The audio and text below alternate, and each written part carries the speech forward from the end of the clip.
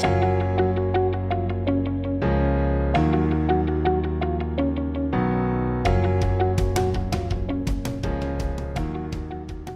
So welcome everybody to I believe this is our second Next Gen webinar panel. So I'm Shelby Truxon. I'm the Vice President of Internship Experience here at the Nonprofit Alliance, and also in charge of our Leading Edge Student Internship Program. So we have a really great lineup of panelists today that I'm going to introduce you to, starting with Alex Lubchuk. She's the Senior Associate of Digital Philanthropy at World Food Program USA. So welcome, Alex. Glad to have you. We also have Corinne Carter, who is the Digital Program Manager at Avalon Consulting. So welcome, Corinne. And then we have Morgan Evans, our Senior Manager, Workforce Development Programs at the Public Theater in New York City. So welcome, Morgan. And Macy Mount, Chief of Staff at Moore. Welcome, Macy. And Madeline Durante, Director of Donor Retention and Direct Response at Move On. So welcome, Madeline. And glad to have you all here. So that is all of you. And so we do this webinar. We started doing this last year as a way to present you all with a chance to hear from young professionals in the industry. So these are professionals who typically we define as professionals who, who have between 2 to 10 years of experience in the field. Some people define it by age as well. Like under 35 or under 40 as well. And so we want you to hear from them because a lot of them have gone through what you're going through now. More recently, they've been in the field, but they might recall, some of the things that you're going through and be able to kind of report back and tell you what could be ahead, what's coming up, what to look out for, what to avoid, and just give advice, things that they've learned along the way. So we hope that you'll get a lot from this. It really is just very conversational.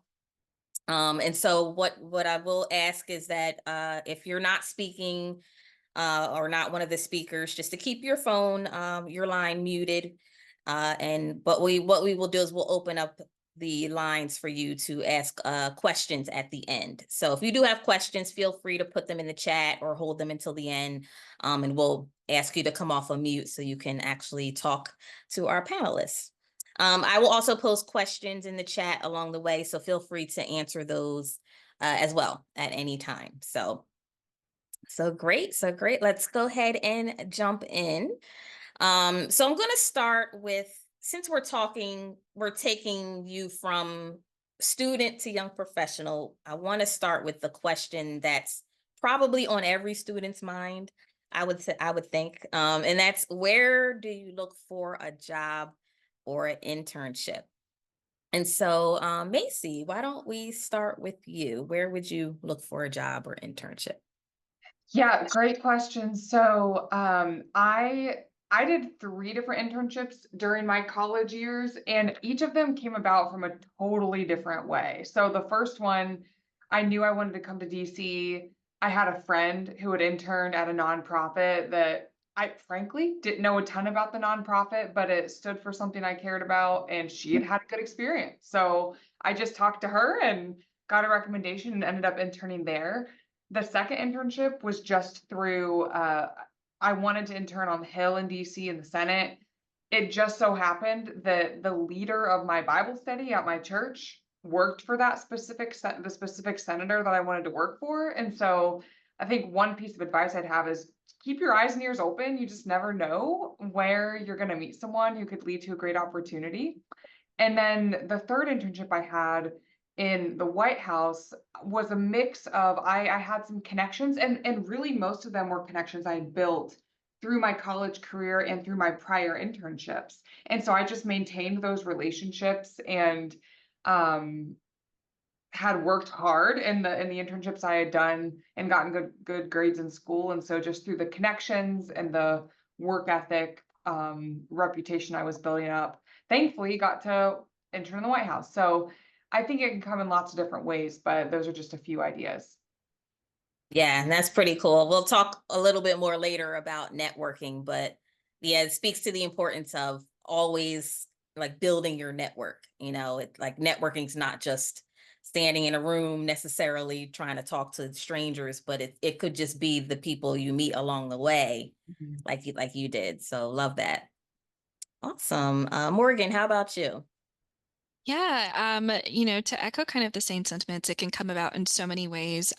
Because the industry I work in is so specific, being in theater, I like to familiarize myself with where people are posting those jobs. For us, it's typically playbill jobs. It's national. People post all kinds of things for actors, stage managers, administrators. So I still go on there every single day because now I have interns that I want to send jobs to. um, I like, because I go on every day, I know it updates at 9 a.m. And then throughout the day. So, you'll familiarize yourself with like where are the best platforms to look. For us, it's Playbill. I also just like kept a running list of theaters that I'd really like to work at, and would just check their websites. The way I got this job at the Public is I was like doing my daily, does the Public have new jobs? And they happened to post one that was like perfect for me, and that's how I found it. So I think, research is so important, and just kind of getting to know the industry that you want to work in. Love that. Yes, especially the research part. That's advice that I always give. Like, do your research. Have your lists going and looking at the websites, talking to people. It's definitely important. So great, great. And Corinne, how about you? I think I have a very similar experience. I was also just doing my research. I think I got a lot of the opportunities I came across.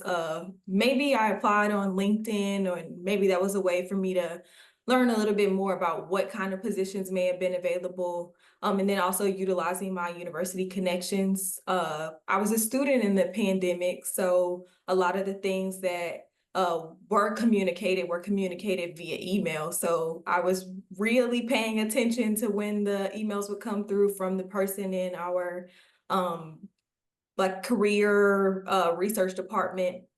And I was very generous about sending my resume around to everywhere that I could think of.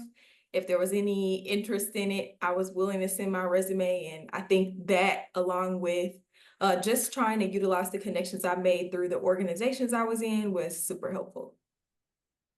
Yes, also really, really good to hear. And like you say, you had a very unique experience, at least from me, having to do this during the pandemic. So that I would imagine was much tougher. But kudos to you, for being able to get through that. Okay, so I guess the next question is, would you say it helps or matters which industry you complete your internship in? And so, Madeline, I want to start with you on that. What are your thoughts on that? Hi, everyone. It's great to be here again. I would say when it comes to your internship and your early jobs, it's incumbent on you to make these opportunities work for you. You're putting an important value to the places that you're working at, and really think of this as an opportunity to hone what you need and the skills you want to have as a professional. To that end, I think it matters insofar as what skills and connections you get, and really don't discount those, because by doing just the program that you're doing now, you're going to be able to enter the workforce with more experience than many recent graduates. And don't be afraid to sell that and to advocate for your own skills and abilities, because other folks often aren't going to do that for you. And so just have confidence in the skills that you learn at your internship and knowledge about your field, and that will take you a long way. And then from there, when it comes to looking for full-time roles in your industry, don't let the years of experience that it says on a posting deter you. As long as you think you can complete whatever that job is, consider your intern experience relevant to the role at hand. For instance, lots of entry-level jobs will say that they need 2 or more years of experience. You all are doing important work as interns now in education.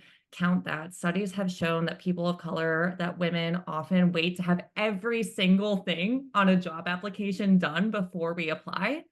And just know that the skills that you have are meaningful, and really assess, can you do this job or not?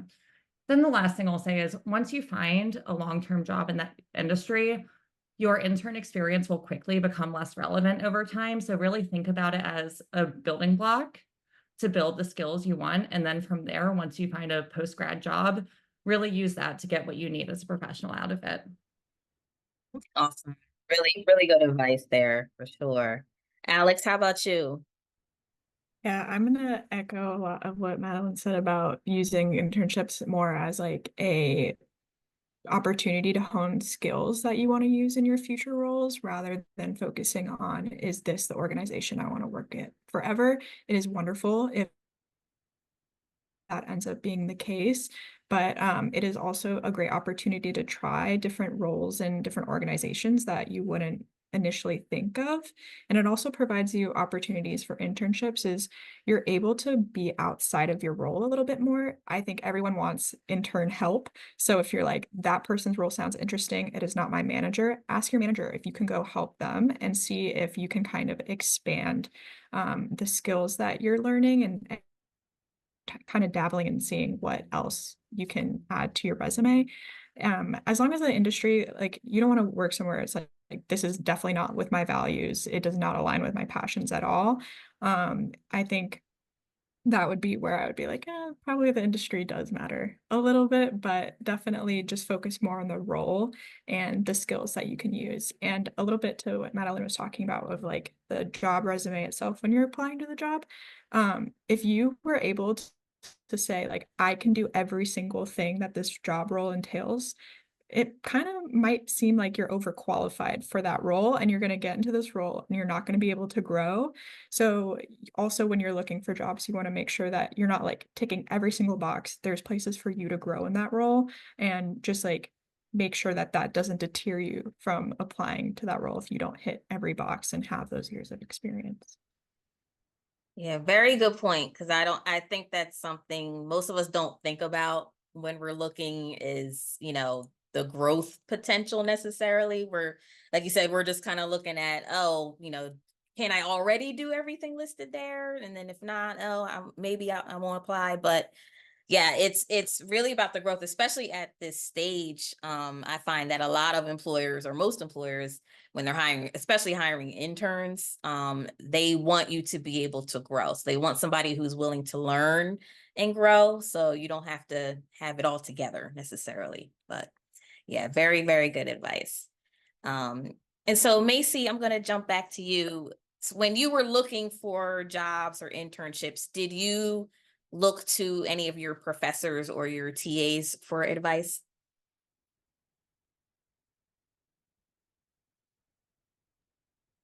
Yes, I definitely did. So I especially looked for advice from my college advisor, who was my favorite politics professor. He knew I wanted to head to DC to work in politics, and the story of how I ended up in nonprofits can stay for another day. But so I asked him for advice, and he gave me great counsel on what to focus on in job interviews.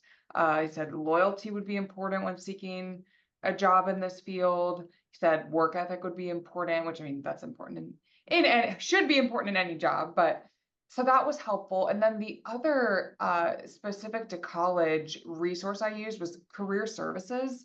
I don't know about you guys' colleges, but at least the one I went to had an excellent career services department, and I went to them for everything from resume help to connections. I did tons of informational interviews just because career services had a whole crew of people to help me get connected to my industry. So, but yes, definitely the professors who I had built relationships with were trusted sources for me.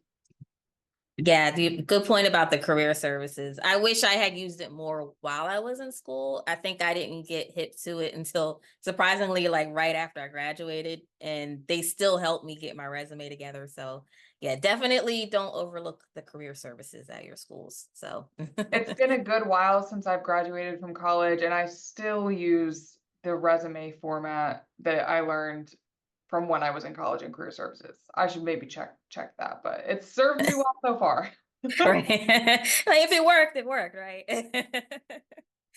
Madeline, how about you?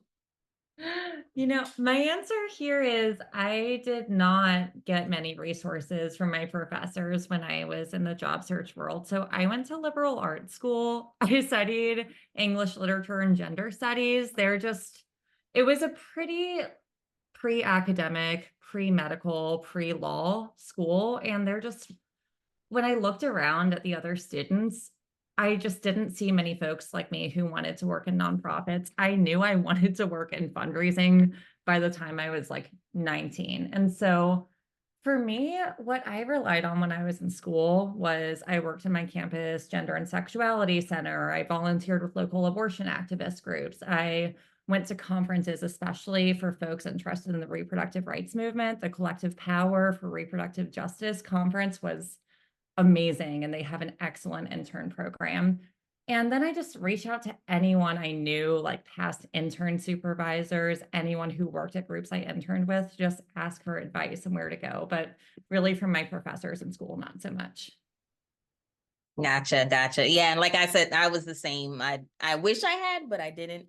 And it all worked out, but yeah, if you can, or just talking to people along the way, that helps as well. Even your fellow classmates. Sometimes I would hear that a friend or a classmate got a job somewhere, internship, and I would reach out and say, "How'd you do it? What did you do? Share it with me, please." So yeah, definitely asking questions is a good idea. Corinne, how about you? Did you go to any professors or TAs? Yes.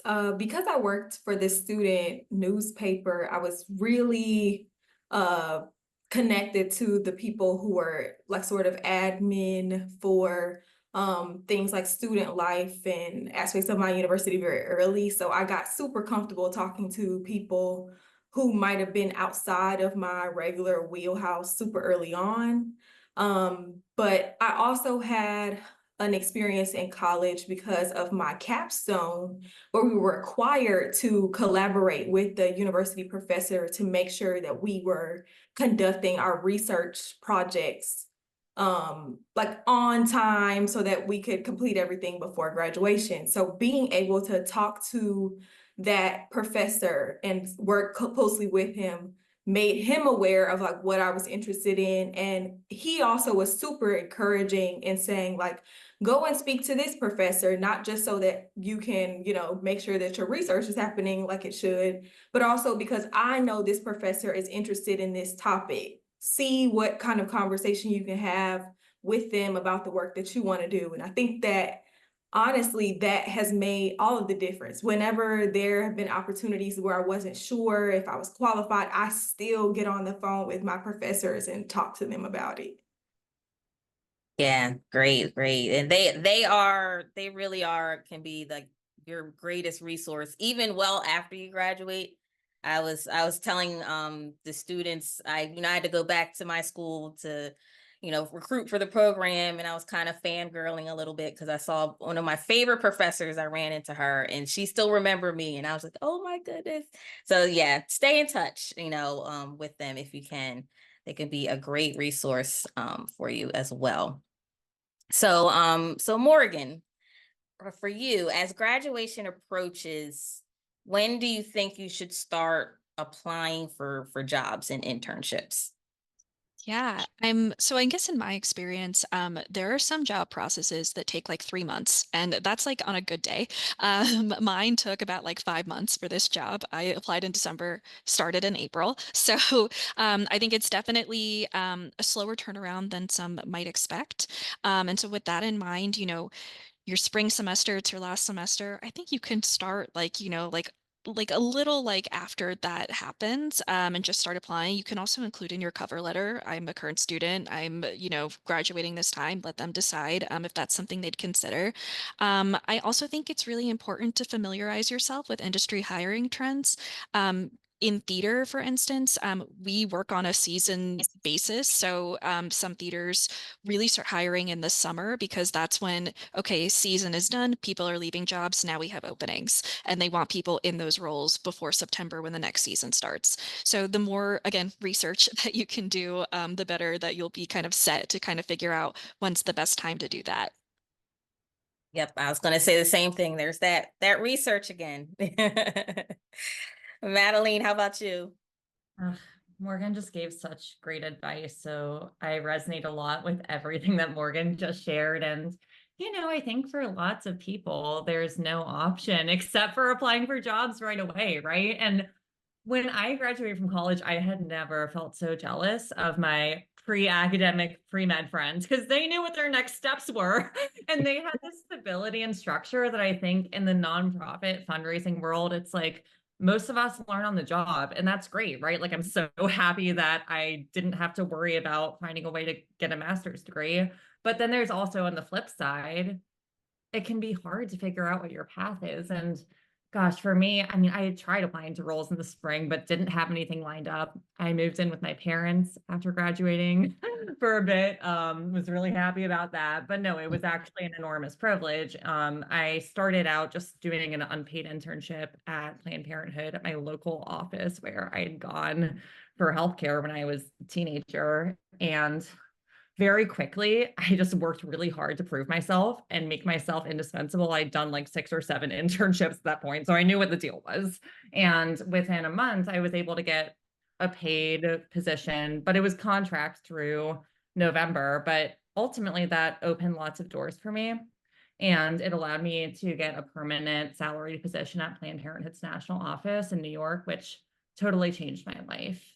And I think one thing that I might recommend if you're like me and you really want stability in this uncertain life that I wish I had known was some groups will have paid internship programs such as this. And so if you're the kind of person where you're going to be really anxious if you graduate and don't know what you're doing, think about looking for a paid internship during the summer where you want to live, because it's so much easier to find. It was like when I was in Delaware applying for jobs, any day I wasn't working, I was pretty much taking a bus to DC or New York to interview. And it's a lot easier if you're living in the place and working in the field that you want to be in.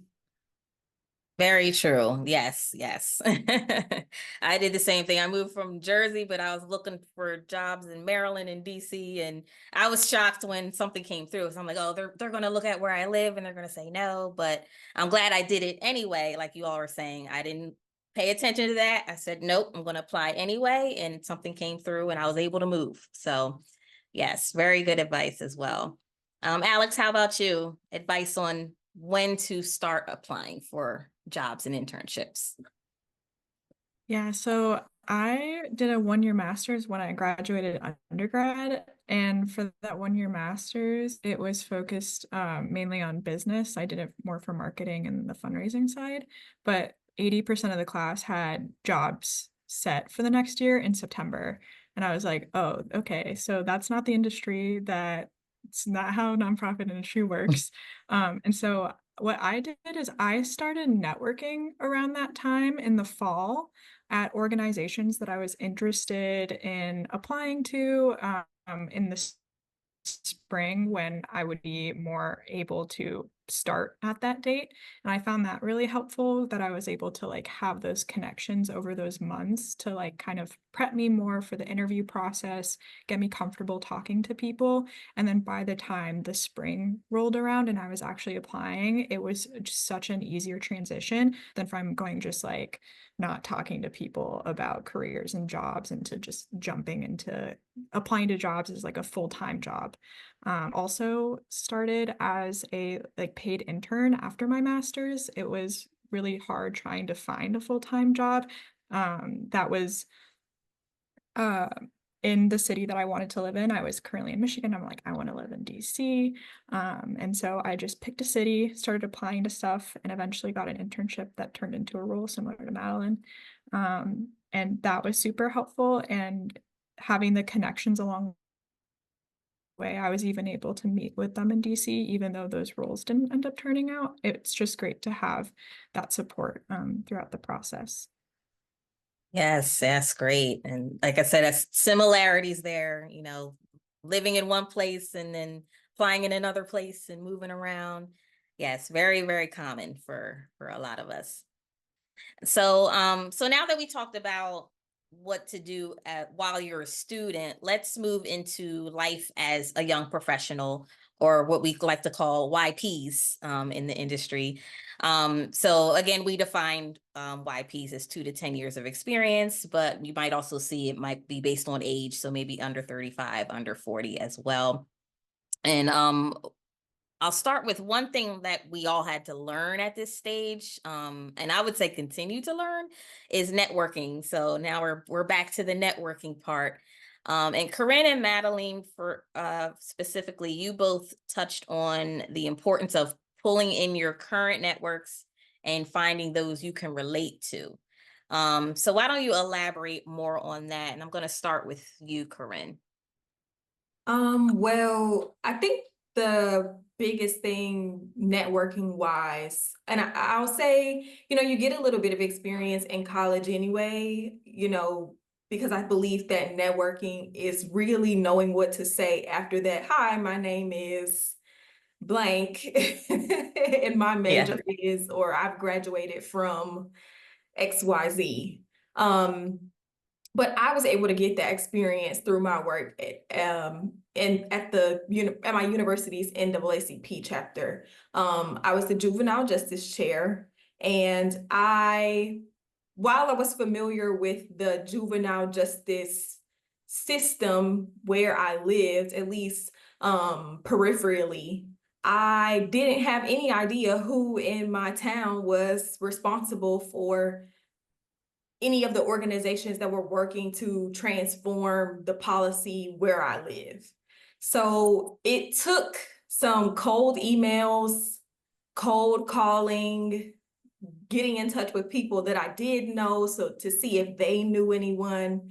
And that really over time built my network to be as large and as efficient as I feel like it is now. And that wasn't easy. It took some leaps of faith and some maybe connections that weren't necessarily the sturdiest. Like, I saw that you were in a picture with such a person. Do you know who that is?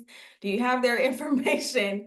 But I will say that utilizing things like that, taking note of where a person maybe is in the room and utilizing social media. People tag photos all the time, and you would never guess that those sort of things can make such a large impact. But utilizing the people that I knew to get to the people that I wanted to know was incredibly important. And I also think that when you have strong connections like that, there is someone in your community that maybe you're close to, and that they know another person, they can be incredibly instrumental in making sure that you can make the connection and also easing the stress and pressure of doing so.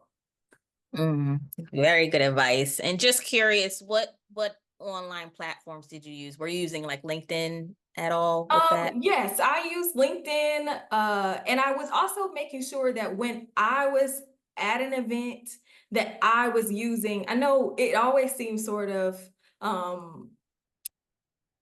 I don't know, it seems a little weird, but often when the organization does have those hashtags that are like, hey, let everyone know that you're at the leading edge next gen panel. Like when you tag people or use those things, it can be so much easier to connect to people who were already there. And I mean, also, it is a lot easier to just go up to the person in person, but if you're shy or you're not sure, using those hashtags and taking your, I think Gen Z is like super online anyway. So I mean, using what Yes. you can to get what you want is super important. And I honestly think that that's an essential part of network building as well. Using the tools and the things that you know how to do and do well to get what you need. Yes, very, very true. Madeline, how about you? What's your take on networking? I resonate a lot with that advice about the tools you have. And for me, working in fundraising is a relationship science, right? And so I think it might be helpful to just reframe what you're doing when you're networking is you're building relationships, because actually nothing is possible from a social movement lens, from a nonprofit lens, without us having strong relationships with each other. That said, it can be really hard and really scary. It was definitely a challenge for me. I felt like I was always the youngest person in the room, and I also often felt in the minority as a queer person. And within that, the best advice I can give is to find your people within those spaces. And so within my field of fundraising, there's awesome affinity spaces for Black, Indigenous people of color, for queer and trans fundraisers, and for young professionals. You can find this in movement spaces. I'm involved in community-centric fundraising. Emerging practitioners and philanthropy is another excellent one. There are also such great leadership development programs. One example that lots of my loved ones has done is called NYU's Fellowship for Emerging Leaders in Public Service, which is a leadership development program for civic society professionals that are specifically Black, Indigenous, and people of color. One program I participated in that was really helpful is, as I mentioned, I live in New York. There's this group called the Association for Fundraising Professionals, and my local AFP chapter had a mentorship program. It connects you with more tenured professionals, and it also helps bring you in a broader network with a broader community of fundraising professionals, which ultimately helped me win AFP Global's Outstanding Young Professional Award this year, which I was really scared to apply for and almost didn't go for. So take that as a lesson about not fearing rejection. One other thing is when I was at Planned Parenthood, I co-chaired the LGBTQ employee resource group. Employee resource groups, or ERGs, or your union, if your nonprofit workplace is unionized, are often great spaces to meet people across your organization and to build skills. By co-chairing the Pride ERG, I was able to access senior leadership, change organizational policy, impacting hundreds of staff across the country, and just be a better leader. It's hard to gain those leadership skills sometimes if you are in an administrative role, for instance. And so it just really helped me. I think it also just helped me build my confidence. And I often felt like in my earlier career, I had to cut myself in half. There was like this part of me that was working really hard to be an excellent fundraiser and to be a professional and grow my career. And there was this other part of me that was really embedded in queer community and social justice and movement spaces. And it was hard to switch between those spaces, but I've often found that now, having been in the workforce for nearly a decade, I am happiest and most fulfilled when I can find spaces that share my values. And that allows me to be authentic, kind, and clear about my values. And in doing so, I'm actually more trustworthy. And so I'm able to build better relationships with other nonprofit workers. So I think the industry is changing, but there's still like work that needs to be done. And that's hard, right? Knowing that you're entering a workforce that's changing and evolving. And so I just hope you all know that your perspectives and what you have to offer as young professionals are really valuable, and that you are co-creating new futures for your organizations that you're going to be working for. I love that. Love that. Especially about finding people who share your values. And in the nonprofit world, I mean, which I didn't even realize till I got into it. There's a group for everything, pretty much. You know, if you're into fundraising, there's a group of fundraisers. If you're into marketing, there's a group for nonprofit marketers. And so getting involved in those organizations and those groups early on, I agree, is key. It really is.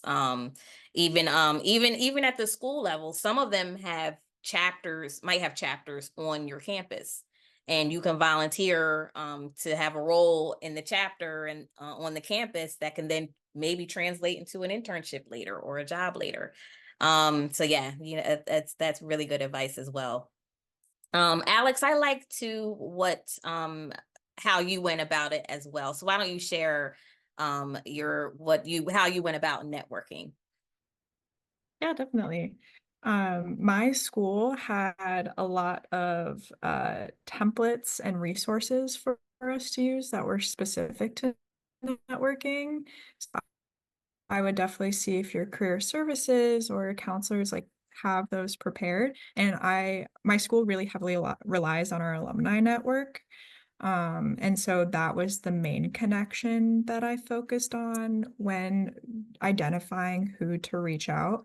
I would research a ton of organizations that I was interested in their mission, what they were doing, and then looking if there were any alumni, and that was like at any level. And then I would see if it was an alumni connection, what kind of roles would I be interested in, if it was at the same level or maybe a level above, just to see more about what it's like to work at that organization, and the career path of that individual themselves. I think I went into it first of like, this is going to result in a job. Like everyone I talk to, they're going to like know of an opportunity. And then just had to change that mindset. I definitely focus more on just like learning about people and learning about their career rather than just the organization itself. And it helped a lot. People are very nice if they're taking the time to talk to you. They're definitely going to like give you further resources of what you can do, to help better your search. There was one company that connected me to like 3 or 4 people in the same organization, and they all had vastly different experiences and different career paths. And I was like trying to pull pieces of like, what do I want to look for in a role, even if it's not at that org. And so the templates were a great starting point. I used LinkedIn for the most part. I definitely used that free trial for premium to reach out to people. But just identifying like one aspect of somebody's role, if you don't have a like an org or school connection, of just like, I want to learn more about like what you do on like this team, and just like pinpointing one thing and saying, hey, do you have 15-20 minutes? That usually worked. And people, then you develop that relationship if they want to continue talking to you. And so I would go from a call to Zooms, to dinner later on, and just like focusing on forming that connection with that individual rather than being like, they're going to give me a job at their organization, was super helpful. And then you're just pulling pieces of experience and like noting that down of what do you want to continue to look for and eventually apply to. Love that. Like you said, it takes that pressure off when it's not like, okay, this has to be turned into a job, just gathering information, that's all part of it as well. So it doesn't have to be it every single time. So yes, very, very true. So Morgan, I'm gonna swing back to you to share what's the one thing you've done in your professional or educational life that has scared you the most? Yeah, I mean, lots of things. But the one that I will talk about, it definitely when I left my first full-time job, to start at another company, I moved here 6 years ago for an apprenticeship, at an organization, and I spent a year there, basically interning for them, and then a full-time opportunity came up. I was there for another 2 years. I really started to think of it as home, and everyone that worked there was like really, really special to me. They were all just at my wedding a few months ago, like just very much like embedded in this organization. But an opportunity came up that would have been kind of the next natural step. And it was a really tough decision, because I felt very comfortable in this place. But I was also like, oh, thank you. If I'm going to continue, to kind of move up, like I might have to take a risk. And so I did it. I went back and forth for a very long time, even after making the decision to move. Went back and forth, and to be in the position I am now, that would not have happened unless I took that risk and unless I challenged myself. So it's definitely questioning yourself of like, do I want to be comfortable, or do I want to take a risk and maybe find comfort but like continue to progress in my career? Yes, I identify that it's a scary move to make. It is. But it definitely does pay off. It does. Alex, how about you? What's the scariest thing that you had to do in your professional career? So similar to Morgan in one sense and the opposite in another. I also, when I quit my first job right outside of college, I was working there as I started as a paid intern and then eventually full time. And I was about there for 9 months, and I just, I liked my team, I liked my boss, but the environment was just something that was not great for my own health and mental health. And it wasn't what I was looking for as like a sustainable career.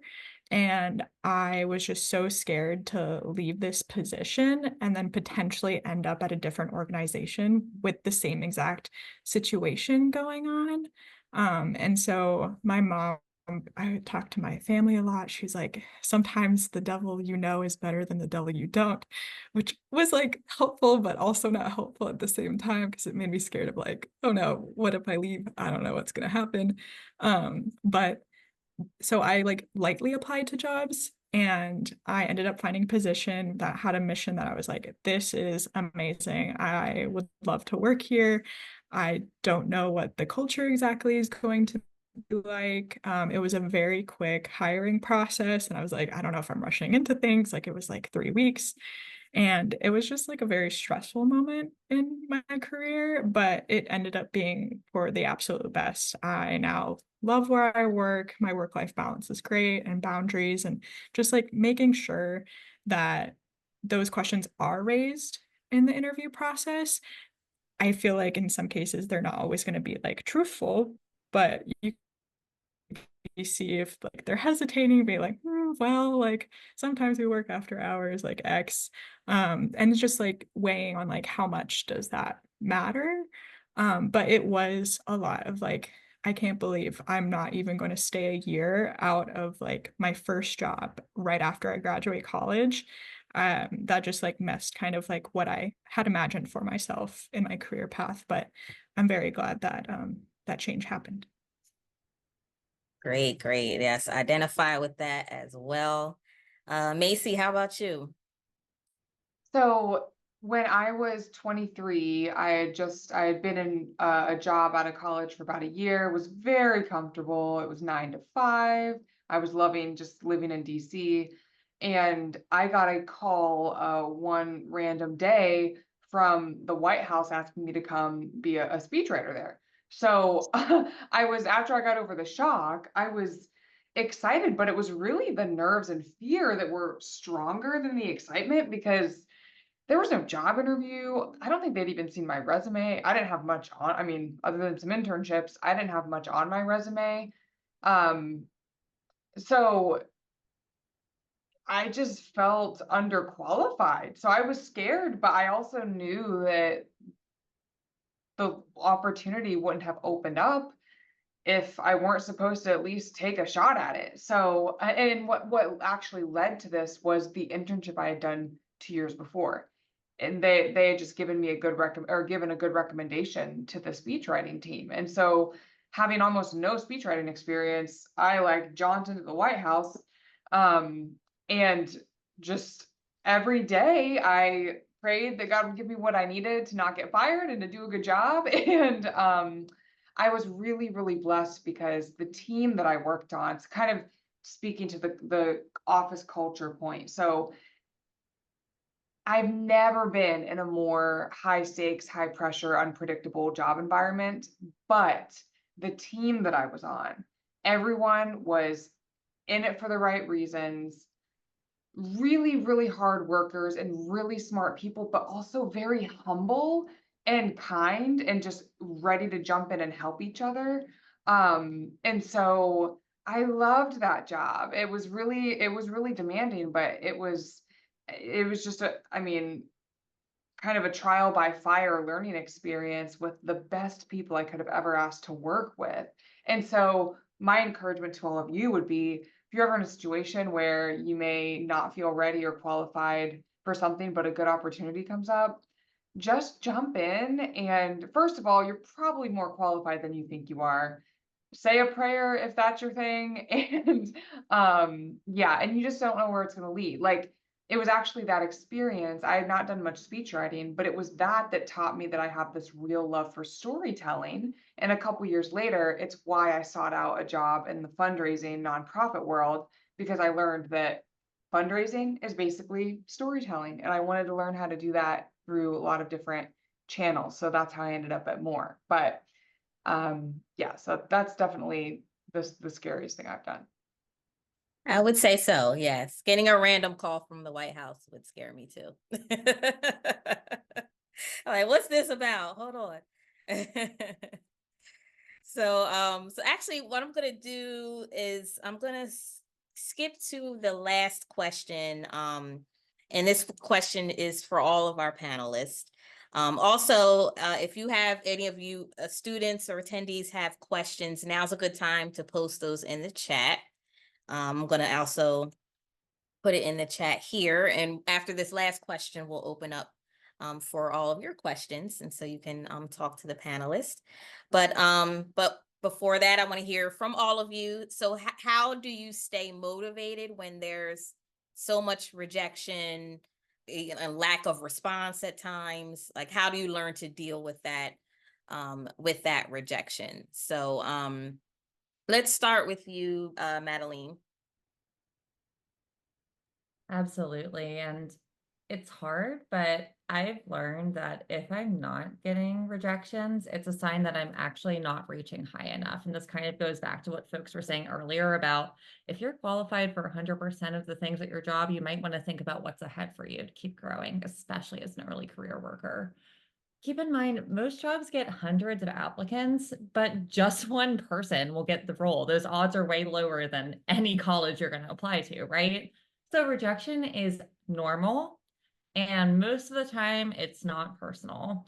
Instead of using these stats as a form of despair, think of them as a form of power for giving you the freedom to cast a wide net boldly.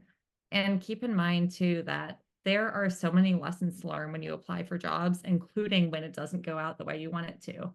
So see it all as an opportunity. When someone asks you to interview, take it just to learn more about interviewing and hone your skills. It's always a good idea to be open to new opportunities, if only to keep your skills sharp.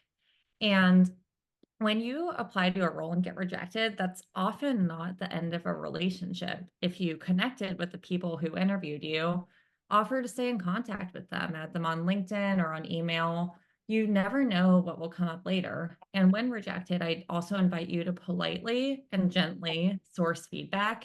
It's not really appropriate to ask more than once, but many hiring managers will be happy to share with you any feedback. And as a personal story for that, when I had this contract job in my local Planned Parenthood, I was looking for full-time jobs, right? And I was the finalist for this great fundraising coordinator role at a nonprofit I really respected. It was the kind of job I didn't know I could get after college. And I was I was one of two finalists and I got rejected and I was crushed. And when I asked the hiring manager for feedback, I also asked if I should apply for an open donor database coordinator role on her team. And she said, look, we were between two candidates. One had work experience, you had intern experience, and you should keep on applying for jobs like this. Don't specialize as a donor database person. You should be doing more individual giving and annual giving work. And it was hard for me not to take that personally, but it ended up being the best thing I could have asked for. Just a month or so later, I got my dream postgraduate job. I got basically the same job, but at Planned Parenthood in New York. I can move out of my parents' house, move to New York, build an amazing community. And I am just so grateful for that. And the last thing I'll say is think about this as an indicator for the kind of place you want to work at. If you're applying for a job and they ghost you, if they make you jump through a million hoops and hurdles, if they don't tell you how much you're going to get paid, and if they're inflexible in negotiations, that's often a sign of a workplace culture, going back to culture, that you might not want to be in anyway. Remember, interviews are a two-way street. You're interviewing them too. You can think of the application process as one of mutual discernment. You want to make sure it's a fit for both of you. So true. Yes, you are interviewing them as well. Love that. Corinne, how about you? I'll say that by the time I started applying to jobs in college specifically, we were down to the wire. So the thing that I will say is don't let the rejections get to you. Like Madeline said, it's not personal at all. And I think the biggest thing is to just keep applying. All you need is one yes. So try not to internalize rejection. If you are running into situations where you feel like, you should be qualified for that job and maybe things just haven't gone your way, it's also incredibly important, I think, to reach out to the people that do know you and have them look over your resume. Take the time to identify things that maybe are your blind spots. And also I'll say, my biggest thing, I think, when I started interviewing was that I was so confident that I could go into the interview cold, and I was neglecting the preparation. So make sure that you are super prepared, so that hopefully you do find that one yes. Love that. Love that. Yes, your friends can be a huge help. I had friends do mock interviews with me, and it was a game changer. So highly recommended as well. Macy, how about you? Yeah, so definitely echo what Madeline and Corin said, and I'll just add another piece of hopefully practical, tangible advice. When I was in college looking for a job senior year, similar to what Madeline was saying earlier, depending on the industry, some of your friends might be lining up jobs a year in advance. The type of industry I was looking for, that just wasn't going to be possible. So I ended up, yeah. But I got advice from my mentor and I followed this and I always passed it along because it was so helpful. Pick a specific date and time every day that you just sit down and you're dedicated to the job search. So, I mean, especially if you're in school. If you're not in school, you could maybe widen that to more days than just one. But so every Friday from I think 2 to 4 p.m., I went to career services. They actually had a nice working space. You didn't have to have a meeting to be there. You could just go. So I would go to that space just for a change of scenery. And for 2 hours, I would work on job stuff. So sometimes that was researching organizations I might be interested in. Other times it was updating a resume. Other times it was practicing interviews or asking for advice on other job related items. But having those 2 hours set aside every week where I knew that was job time, it helped the whole job search process feel a little bit less looming and more like okay, I actually have a plan of action. I know I'll if I thought of something randomly in class one day that it was related to the job search, I'd write it down and I would tackle it on Friday between 2 and 4 p.m. I tend to compartmentalize. It's helpful for me. And working again, I don't know if this is an option at your schools, but actually working in the career services lounge was great because there were a lot of times other people there. So you know, I had friends or at least other people to be around and made it a little bit less intimidating and kind of kept up the momentum to keep going even when rejected. Love that. Yeah, putting it into your schedule. That's definitely very helpful. Okay, Alex, how about you? Yeah, definitely echoing a lot of great pieces of advice. I would also say kind of focus on your growth. Like I went back to like past applications and past cover letters and just seeing how I kept fine-tuning those cover letters and resume, and I was like, wow, I kind of understand why at the beginning I wasn't really getting a lot of responses, because I just became like much more comfortable in being able to talk about myself, write about my experience. And so that's what kept me going, even with the rejections from other places I was applying to. And definitely don't take the rejection personally. Now being able to be on the side of like hiring, you are really going to have just like so many great qualified candidates, and it is so hard to just pick one person. And they're going to choose that one person because they're the best fit for the organization. That does not mean that you are not qualified. It's just like they're going to be a better fit for what the organization needs, and that's okay. And that's nothing personal. You are going to find a place where you are the best fit for that organization and that role.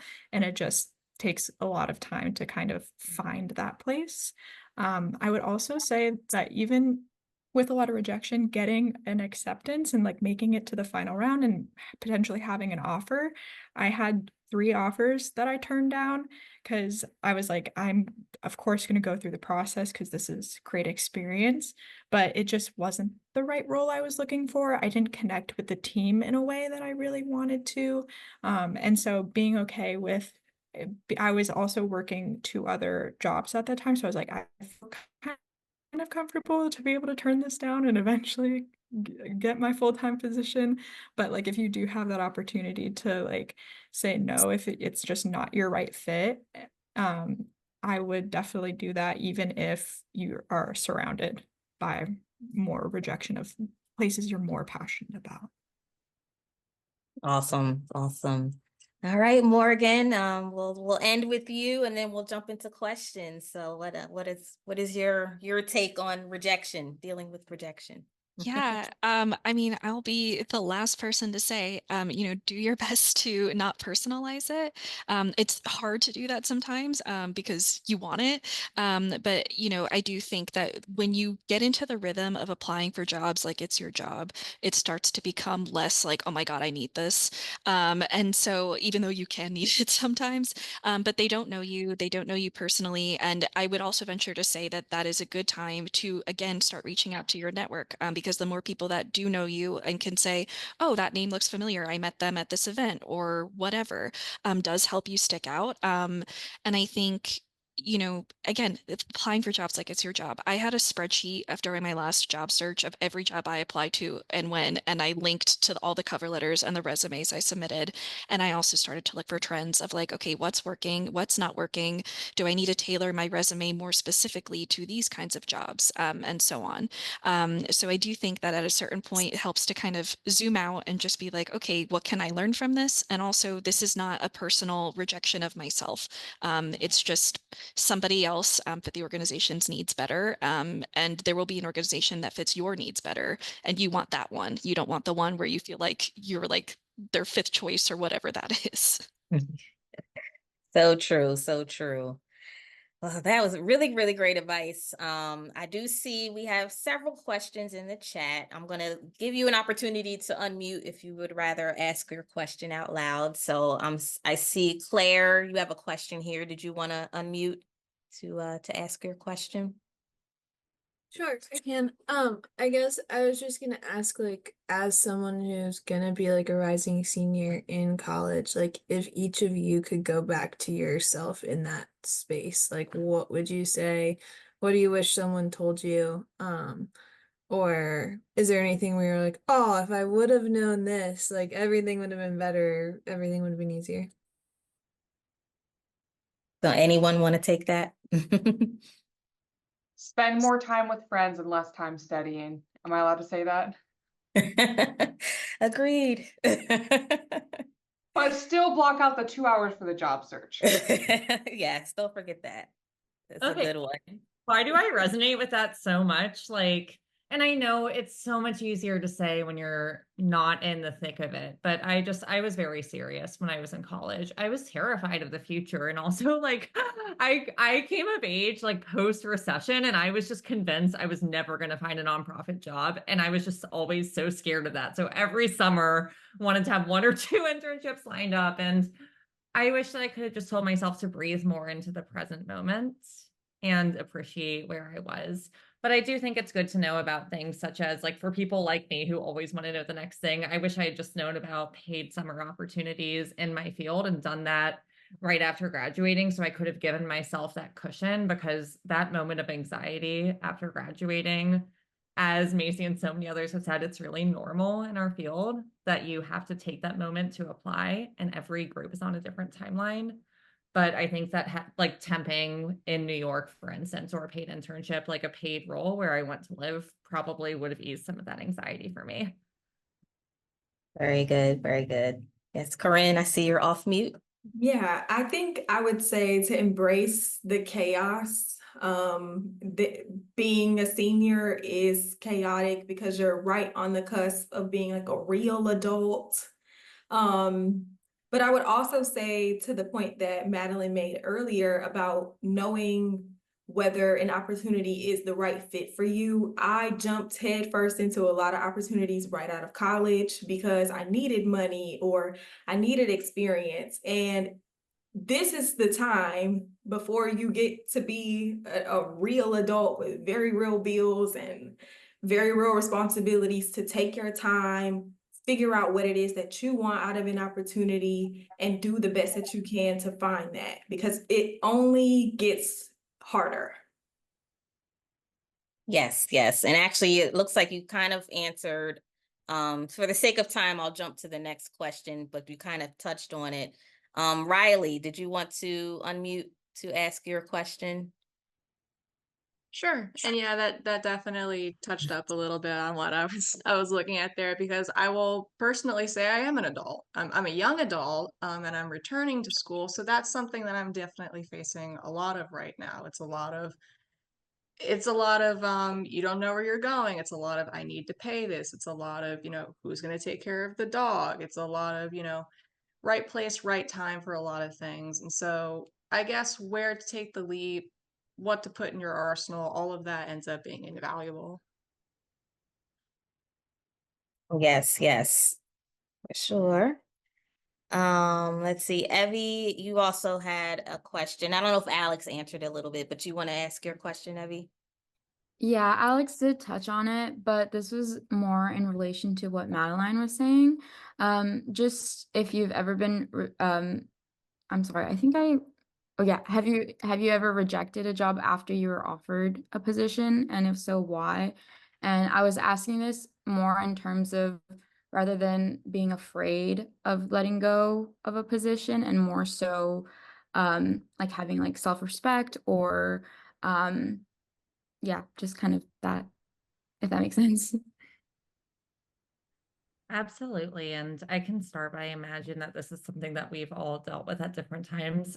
It does come up. And when I've rejected positions that I'm offered, often it's because I'm applying for multiple jobs and a better offer comes around. Like keep in mind, if you're a finalist for 2 roles, that can be a great way to get negotiating power. Often salaries will post a range, and making sure that you can negotiate to get a competitive offer within the range, because the best opportunity you have for getting a competitive salary is going to be right when you come in. It's much harder once you actually get in the door. Though not impossible, right? To get a promotion, to get a raise. So I have rejected offers due to getting a better offer or counter offer, or getting an equivalent offer that I used to negotiate to get a better package elsewhere.